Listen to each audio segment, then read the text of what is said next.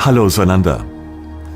Danke, dass du dich zu diesem Interview bereit erklärt hast, um uns einige wichtige Fragen zu beantworten, um uns deine Sicht der Dinge zu erklären. Der Titel dieses Interviews, Warum haben manche Menschen so ein schweres Leben, passt ja sehr gut zu deinem eigenen Leben. Viele Zuhörer und Zuschauer wissen aus deinen Büchern und deinen Videos, welch schweres, hartes Leben du selbst hattest und teilweise noch hast. Viele werden sich fragen, warum ist das so? Kannst du uns allen in einfachen Worten erklären, warum das so ist? Warum müssen denn manche oder vielleicht auch viele Menschen so derart leiden? Warum gibt es denn dieses Leid auf der Welt?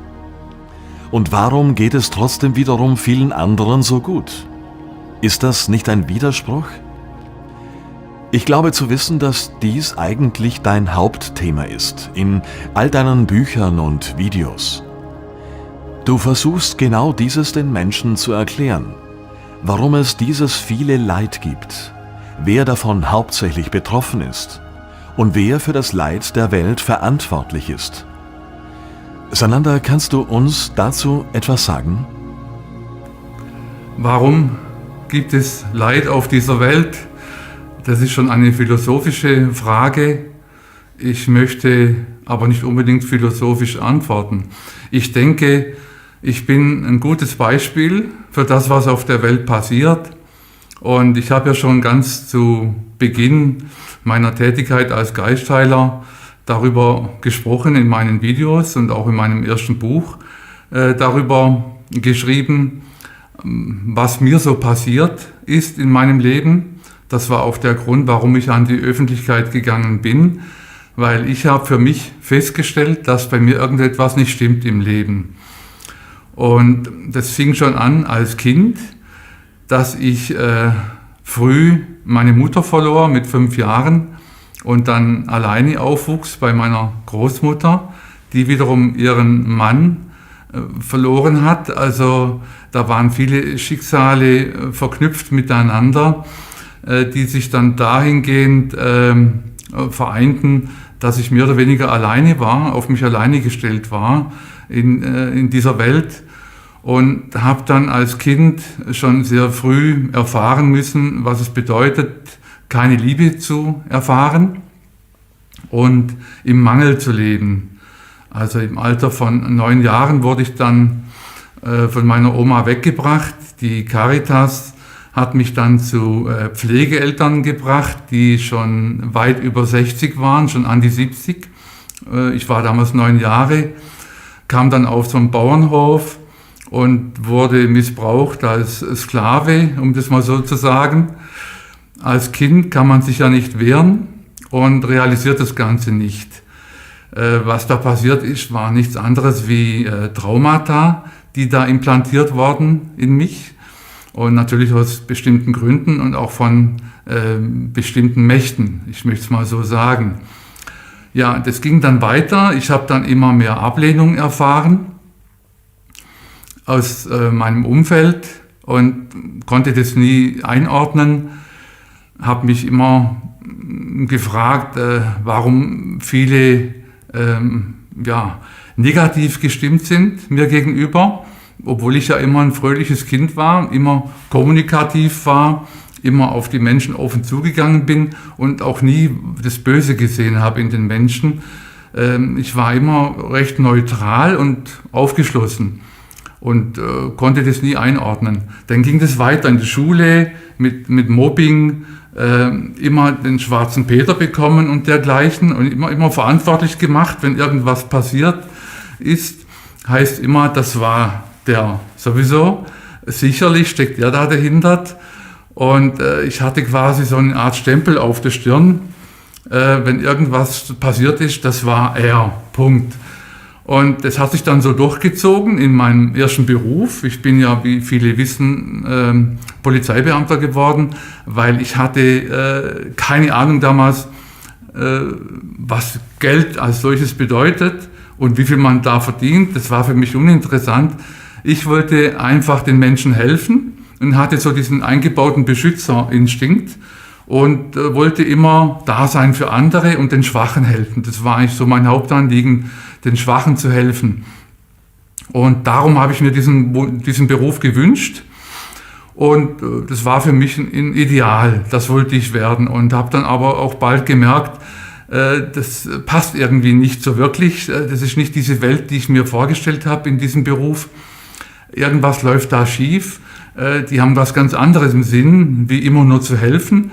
Das hat mich dann sehr irritiert und das hat dann auch dazu geführt, dass ich mir dann nach rund 8 Jahren gesagt habe, das hat keinen Sinn mehr, das ist nicht meine Welt, ich kann mich da nicht verwirklichen.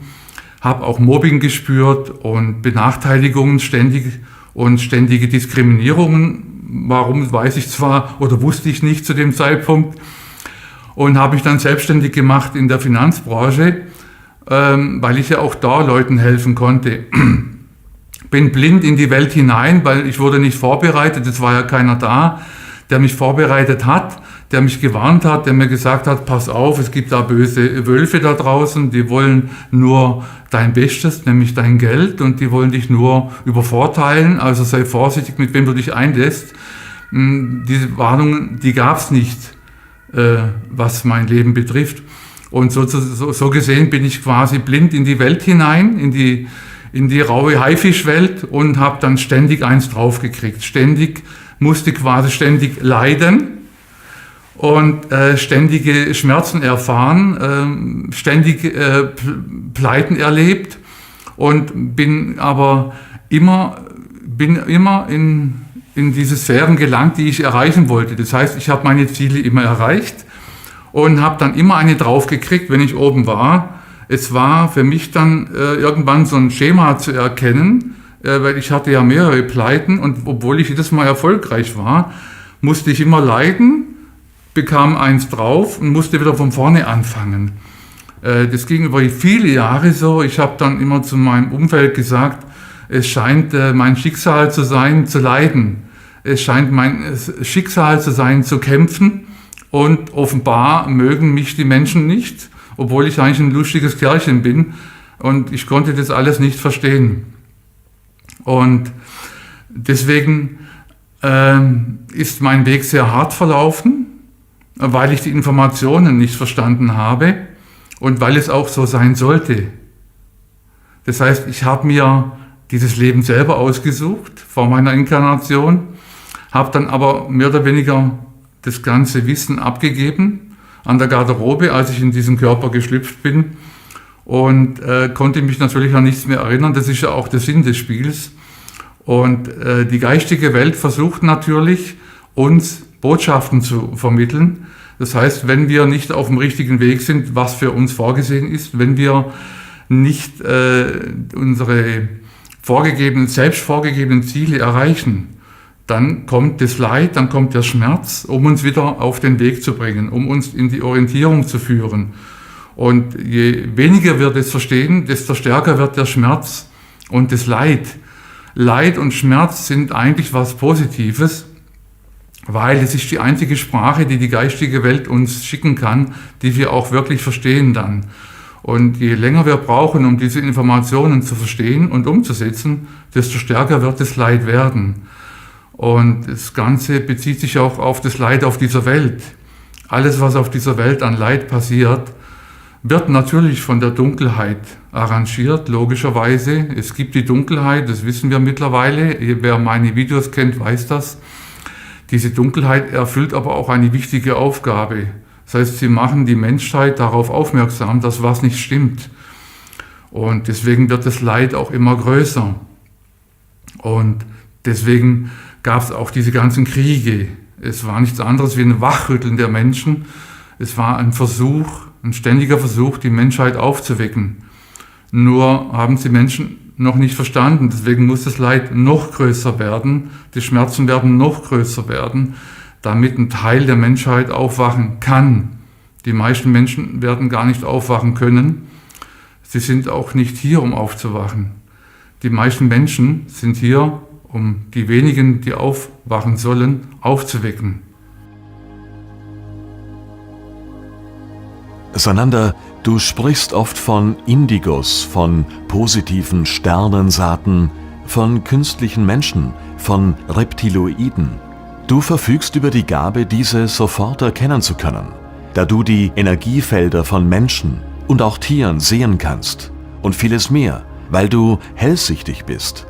Sananda, kannst du uns den Unterschied darüber kurz erklären? Wer ist was? Und haben diese Verfolgungen und diese Drangsalen, über die du oft sprichst, etwas damit zu tun, woher die Seele eines Menschen stammt oder ob ein Mensch über gewisse Fähigkeiten verfügt? Gibt es da eine klare Opfer-Täter-Unterscheidung, je nachdem, von welchem Planeten jemand stammt? Ja, gute Frage. Ich habe ja ein Buch geschrieben über Indigos, die unglaubliche Wahrheit über Indigo-Menschen, und zu den Antworten von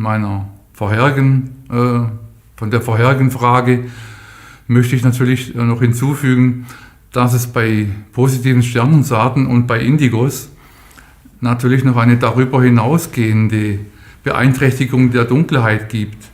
Das heißt, Indigos und positive Sternensaaten haben nicht nur ihr persönliches Schicksal zu erfüllen, sondern eine darüber hinausgehende kollektive Aufgabe, speziell Indigos.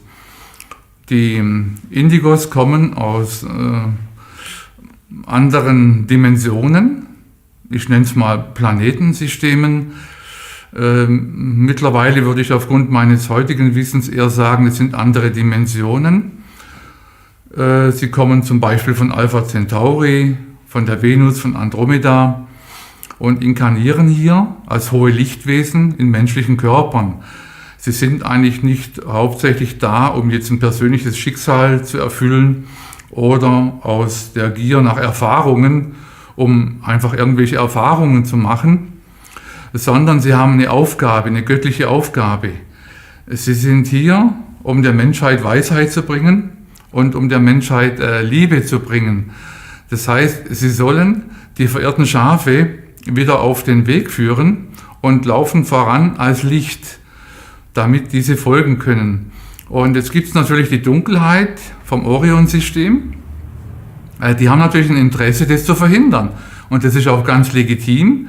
Es ist so von Gott zugelassen, nicht gewollt, aber zugelassen.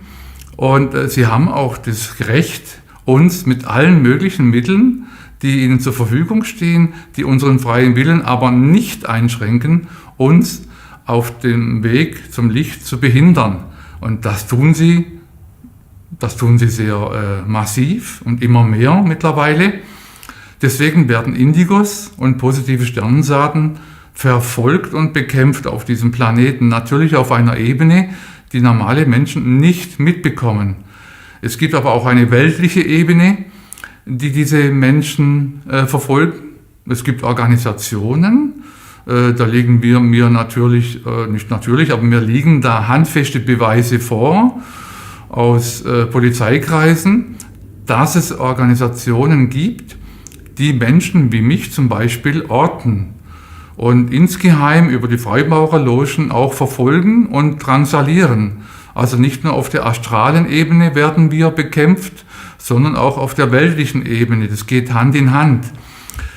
Und die Indigos sind natürlich da sehr, sehr anfällig für solche Verfolgungen, logischerweise. Und Indigos werden rund um die Uhr verfolgt und drangsaliert.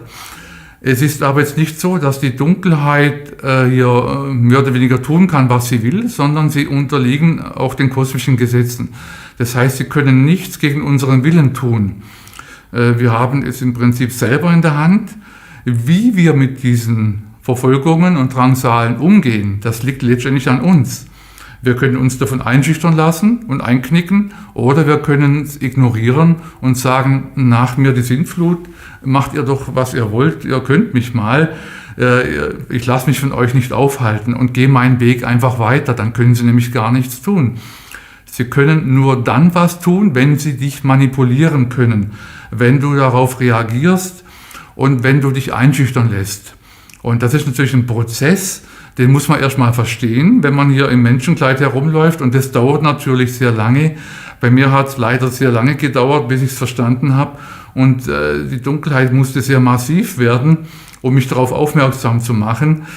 Und es ist aber letztendlich auch nur zum Positiven für uns alle, weil wir haben uns freiwillig inkarniert auf diesem Erdensystem, auf diesem Reservat der Reptiloiden, ich sage jetzt mal auf dem Reich von Helheim, haben wir uns massiv freiwillig, nicht massiv, aber freiwillig inkarniert. Wir wussten, auf was wir uns einlassen, und wir haben ja auch Unterstützung von den Lichtwesen, die ständig da sind und uns ständig helfen, weil wir sonst nicht alt werden würden, und deswegen werden wir beschützt. Die Indigos haben natürlich Fähigkeiten, die andere nicht haben. Sie sind sich der Fähigkeiten oft nur nicht bewusst. Und diese Fähigkeiten werden auch oft überlagert durch Traumata und durch energetische Blockaden und durch Besetzungen, die uns die Dunkelheit schickt, um uns mit allen möglichen Mitteln, die ihnen zur Verfügung stehen, am Aufwachen zu behindern und uns zu blockieren, wo es nur geht. Und wenn man dann quasi gefangen ist in diesem Körper und in dieser Matrix und hat von außen keine Hilfe und erkennt dieses nicht, dann wird es schwer, und dann kann es zu massivem Leid führen, zu massivem Schmerz. Und entweder man wacht dann auf oder man stirbt letztendlich und muss wiederkommen und das von Neuem versuchen. Und deswegen erfahren manche mehr Leid und manche weniger, wobei es natürlich bei diesen Programmen, die gegen die hohen Indigos laufen auf der Erde, groß keine Wahl gibt für uns. Also wir können diese Programme nicht ausschalten, ihnen nicht entfliehen. Wir können sie nur erkennen und die Gründe erkennen, und dann können wir mit unserem freien Willen entscheiden, wie wir damit umgehen. Sananda, welche Rolle genau spielt das Leid, der Schmerz, Krankheiten, Kriege und vieles mehr? Was hat es damit auf sich? Warum müssen Menschen leiden? Das Leid und die Krankheiten, die haben eine ganz wichtige Rolle, eigentlich die wichtigste überhaupt in allen unseren Leben und in unserem Leben, weil Krankheiten sind nichts anderes wie Botschaften der geistigen Welt. Wie soll uns die geistige Welt denn irgendetwas mitteilen, wenn nicht durch Umstände, die sie schafft, in uns schafft, oder auch zum Beispiel durch Unfälle und dergleichen.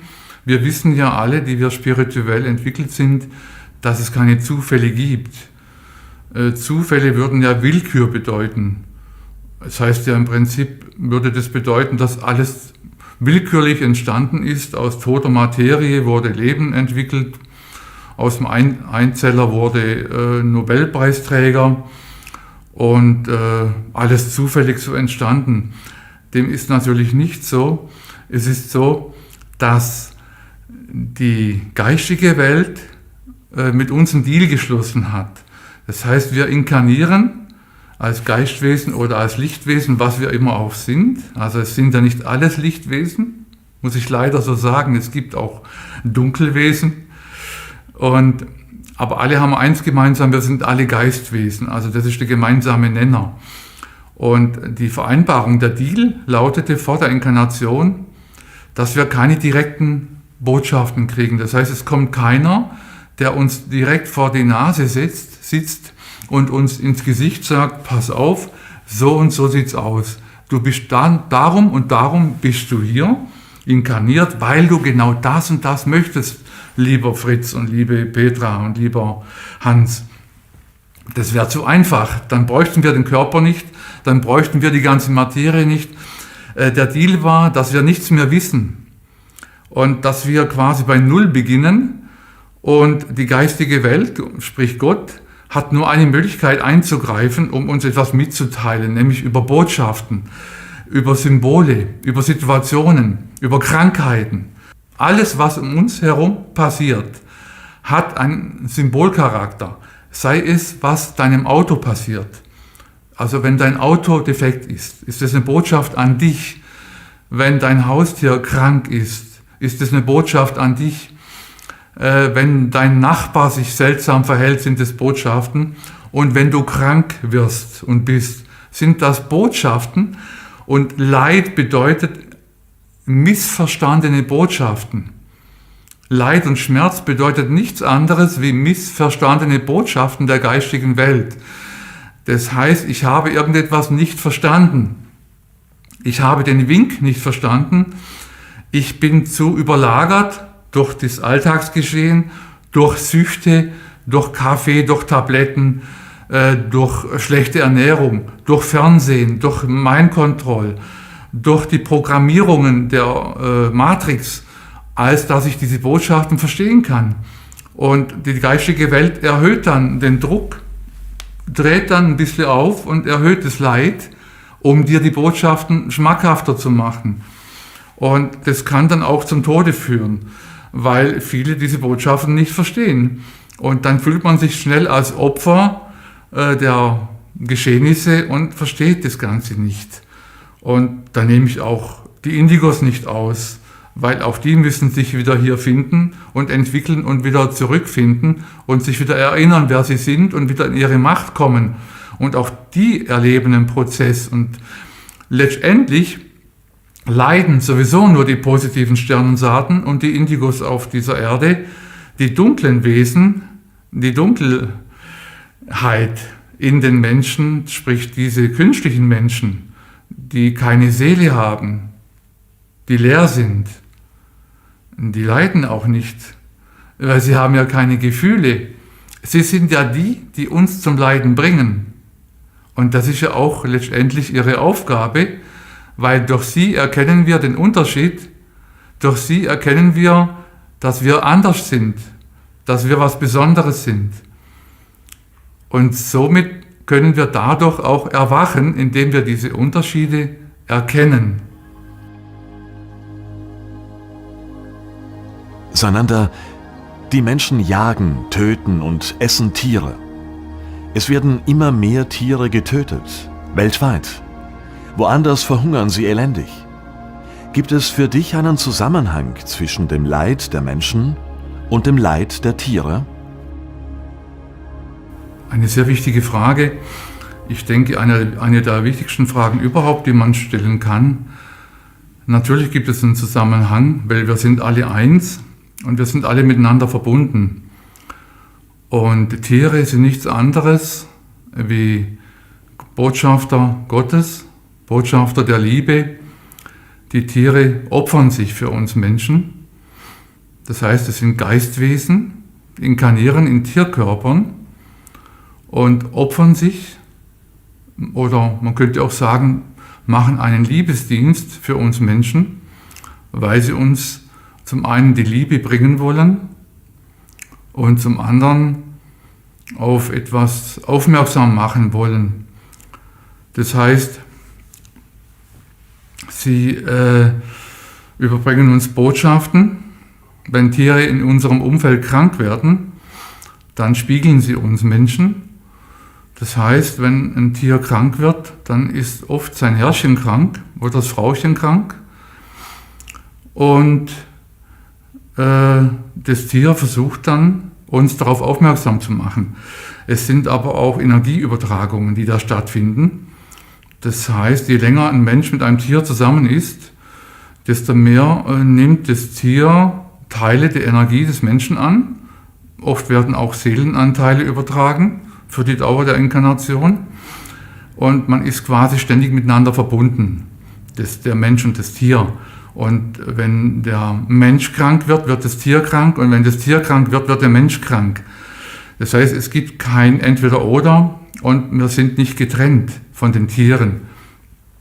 Und was Gott mit erreichen will, ist einfach nur, uns die Verbindung zum Göttlichen dadurch wieder näher zu bringen, weil die Menschen haben die Verbindung zu Gott verloren. Sie haben sich abgewandt von Gott, sie haben sich hauptsächlich der Dunkelheit zugewandt und die Tiere versuchen uns wieder dem Licht zuzuführen und bringen uns Liebe und bringen uns das Wort Gottes ins Haus. Und die Menschen verstehen die Botschaften nicht und töten und jagen die Tiere und fressen sie, weil sie sich eben nicht Gott zuwenden wollen. Natürlich nicht alle Menschen, ganz klar. Und die Menschen töten die Tiere, fressen sie, weil sie eben was nicht verstanden haben. Sie sind eben der Meinung, aufgrund der Programmierungen, die sie bekommen haben, dass die Tiere zu unserem Vergnügen da sind, damit wir sie fressen können und schlagen können und benutzen können.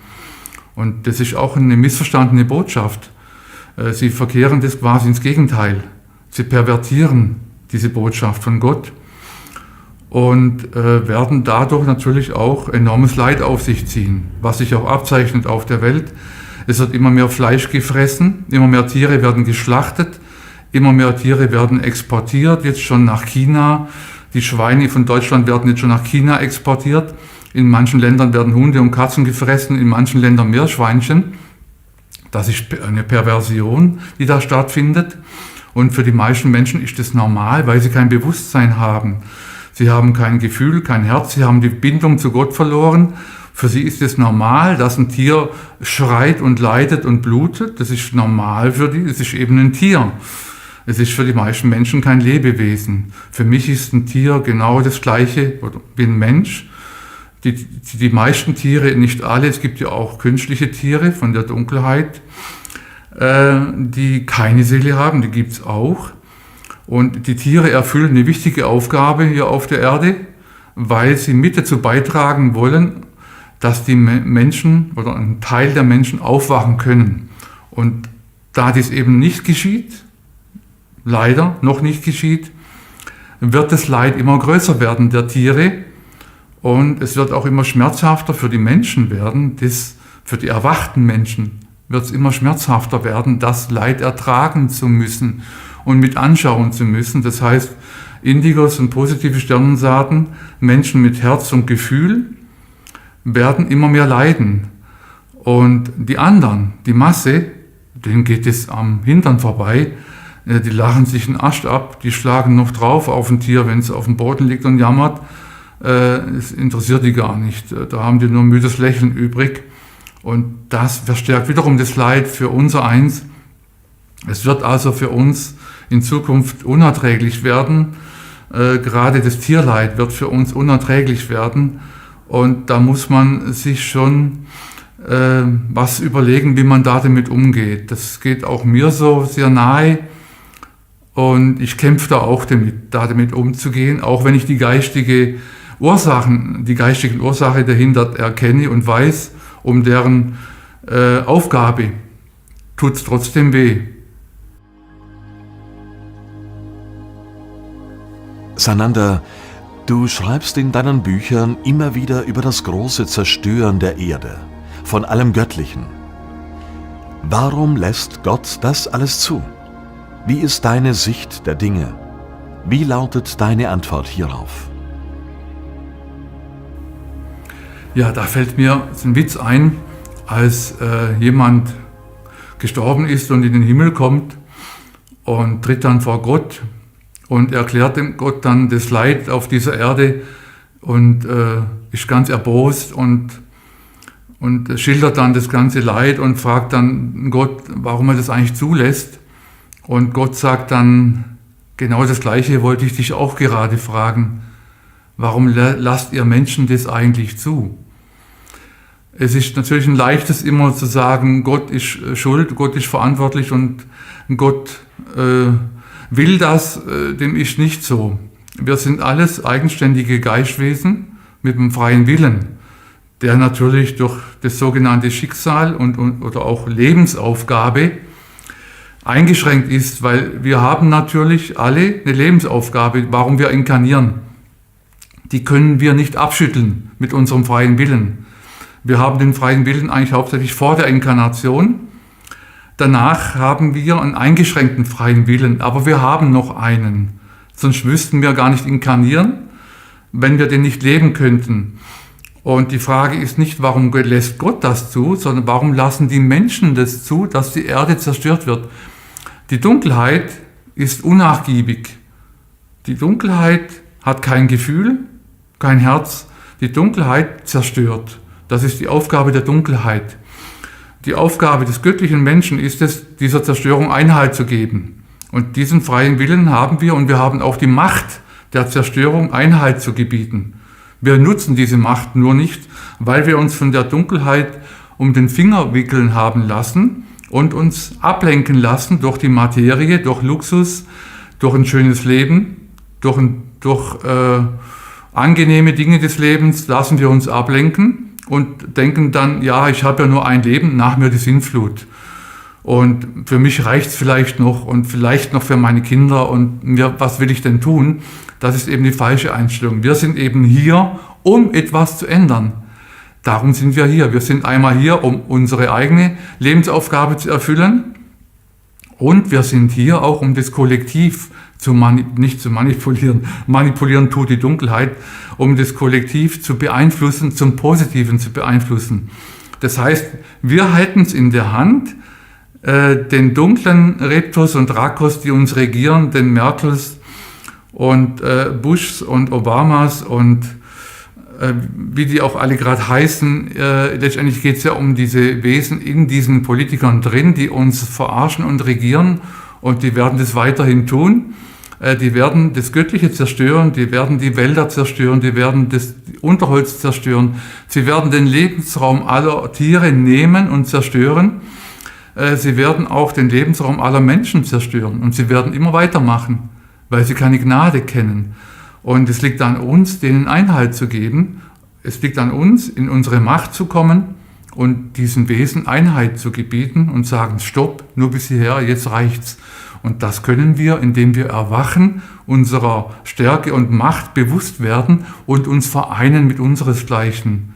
Dann werden wir diesen Prozess vielleicht stoppen können.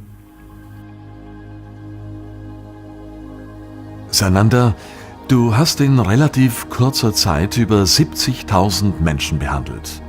Den größten Teil davon erfolgreich behandelt. Du hast tausende Menschen und Tiere, sagen wir mal, geheilt. Ist die Tatsache, dass es gute und böse, lichtvolle und dunkle Menschen gibt, mit ein Grund, warum du nicht jeden heilen kannst? Muss jeder selbst etwas tun? Und hat das auch etwas mit dem Bewusstsein zu tun? Eine ganz wichtige Frage. Das Bewusstsein heilt. Bewusstsein ist alles. Und Menschen, die nicht bewusst werden, können nicht geheilt werden. Das ist mal eine ganz klare Aussage. Und ich kann auch keine dunklen Wesen heilen. Ich kann keine Roboter heilen. Ich kann keine künstlichen Wesen heilen. Das geht nicht. Ich kann keine Reptiloiden heilen. Ich kann sie nicht heilen, weil sie nicht heilbar sind. Ich kann nur göttliche Wesen heilen. Ich kann nur beseelte Menschen heilen. Und diese positiven Sternensaaten und Indigos, die sind auch der Grund, warum ich inkarniert bin. Ich bin nicht gekommen, um die dunklen Wesen zu heilen. Ich bin gekommen, um die Indigos und die positiven Sternensaaten aufzuwecken und durch mein Bewusstsein, durch meine hohe Energie, die ich verkörpere, in Anführungszeichen zu heilen.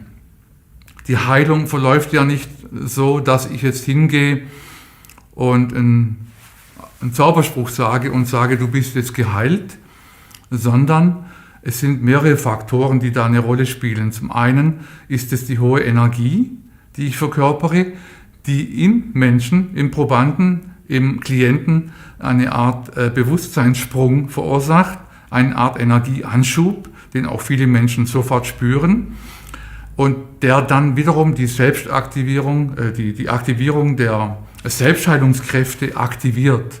Ja, so war es jetzt richtig.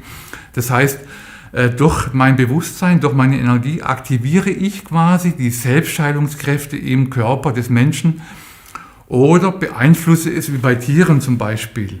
Es gibt ja viele Heiler, die arbeiten mit dem Placebo. Sie sind in Wirklichkeit keine Heiler, sondern sie machen den Menschen glauben, dass sie geheilt werden, und die Menschen heilen sich durch den Glauben selbst. Das ist der sogenannte Placebo-Effekt. Ich habe aber viele Klienten, die können gar nicht glauben, weil sie behindert sind oder weil sie gar nicht wissen, dass sie von mir behandelt werden, weil viele meiner Klienten machen ja sogenannte Pakete, indem sie ihre Angehörigen und Bekannten mitbehandeln lassen, die aber gar nichts von der Behandlung wissen. Oder Tiere wissen auch nicht, dass sie von mir behandelt werden. Das heißt, ich kann mit dem Placebo-Effekt nicht arbeiten. Es muss also eine andere Kraft dahinter stecken, die das verursacht. Das heißt, das Ziel einer Behandlung von mir ist es, die Symptome, das heißt die Krankheiten, beim Mensch und beim Tier zu entfernen und den Mensch und das Tier wieder in den göttlichen Urzustand zu versetzen.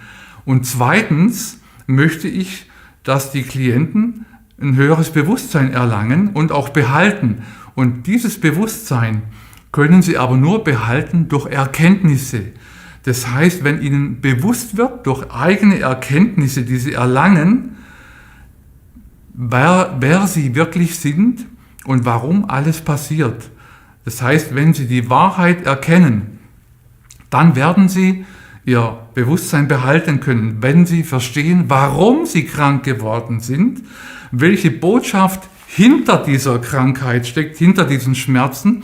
Und die Menschen und auch die Schulmedizin macht ja nur eins: Sie bekämpfen die Symptome, sie unterdrücken die Symptome der Krankheiten, sie unterdrücken den Schmerz, nehmen den Menschen oder versuchen es, nicht das können sie ja mal mehr richtig, den Menschen den Schmerz zu nehmen, dann ist der Mensch glücklich und lebt weiter in seinem Trott und hat nichts verstanden und bekommt alles wieder und rennt wieder zum Arzt und hat einen ewigen Kreislauf, eine ewige Odyssee, manchmal ein Leben lang, weil er die Botschaft nicht verstanden hat, weil ihm die Information abgeschnitten wurde durch die Symptombekämpfung.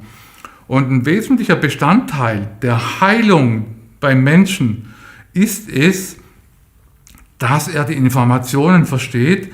Das heißt, der Mensch muss sich auseinandersetzen mit seiner Kindheit zum Beispiel, mit Traumata, die er verdrängt hat.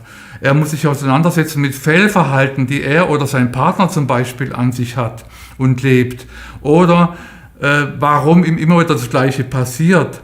Und wenn er sich damit auseinandersetzt und Erkenntnisse gewinnt, wird er zusammen mit der Behandlung und der Bewusstseinsanhebung eine dauerhafte Heilung erfahren und heil sein, wieder ganz sein. Und das ist mit der Schulmedizin nicht mehr möglich. Und deswegen kann man auch nur Menschen heilen, die diesen Weg gehen können, die diese Erkenntnisse sammeln können und verinnerlichen können. Die werden dauerhaft geheilt werden. Menschen, die sich um nichts kümmern, denen die Krankheit wurscht ist, die einfach nur sagen, heil mich mal, die werden nicht geheilt werden können. Das funktioniert nicht. Die sollen dann bitte zum Arzt gehen, da sind sie dort richtig. Ich möchte das ganzheitlich machen und das geht leider nicht bei jedem Menschen zwangsläufig aus den Gründen, die ich gerade gesagt habe. Tiere bilden da eine Ausnahme, weil Tiere uns ausgeliefert sind und diese Erkenntnisse nicht bekommen können, haben sie quasi so eine Art Gnade Gottes, wenn sie behandelt werden und werden quasi sofort geheilt nach Möglichkeit. Es gibt aber auch noch eine andere Ausschlussklausel, warum manche nicht geheilt werden können, auch Tiere nicht, wenn die Botschaft dringend ankommen muss beim Menschen. Das heißt, ich würde ja quasi dem Menschen schaden, wenn ich ihm die Botschaft nehme, die Informationen nehme und ihn einfach heile und er dann die Botschaft nicht bekommt. Dann würde ich mir schaden. Das heißt, es muss Hand in Hand gehen. Ich muss den Menschen aufklären und ich muss dafür mithelfen, dass er die Information bekommt und an sich arbeitet, Erkenntnisse über sich selber gewinnt. Dann kann die ganzheitliche Heilung stattfinden. Und Tiere haben oft auch die Aufgabe, einen Mensch drauf zu lupfen. Würde ich jetzt das Tier einfach heilen und dann würde die Botschaft verschwinden. Also es gibt Ausnahmen aus den Gründen, die ich jetzt erklärt habe, warum nicht jeder geheilt werden kann, schließt aber nicht aus, dass derjenige nicht später geheilt wird, weil es gibt keinen zeitlichen Rahmen für einen Erfolg. Also es steht nirgends geschrieben, dass jemand, der mich beauftragt, jetzt in 3 Monaten geheilt sein muss oder in 6 Monaten. Er wird dann geheilt sein, wenn er die Botschaft verstanden hat. Also letztendlich liegt es wiederum an jedem selber, wann die Heilung eintritt oder ob sie eintritt. Es hat letztendlich jeder selber in der Hand. Sananda hat schon 2 Bestseller geschrieben. Band 1, Die unglaubliche Wahrheit über Indigo-Menschen, und Band 2, Schockierende Enthüllungen. Erhältlich als Buch und auch als Hörbuch. Es gibt auch jede Menge DVDs von ihm. Zu bestellen in jeder Buchhandlung oder beim Welt im Wandel Verlag. Mehr dazu auf der Webseite von Sananda: www.geistheiler-sananda.net.